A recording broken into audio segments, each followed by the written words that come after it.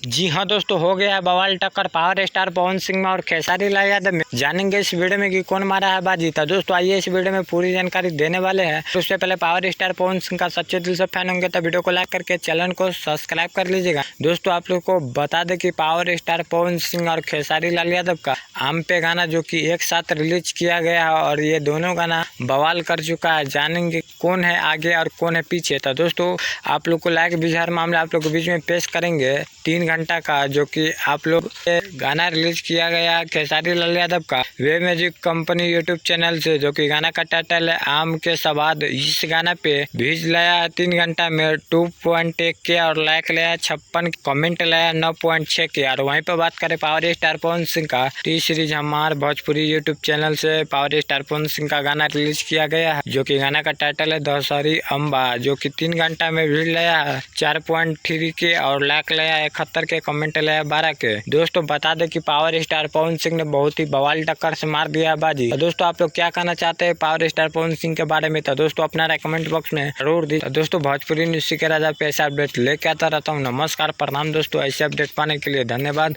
फिर मिलते हैं नेक्स्ट वीडियो में, तब तक के लिए बाय बाय, टाटा।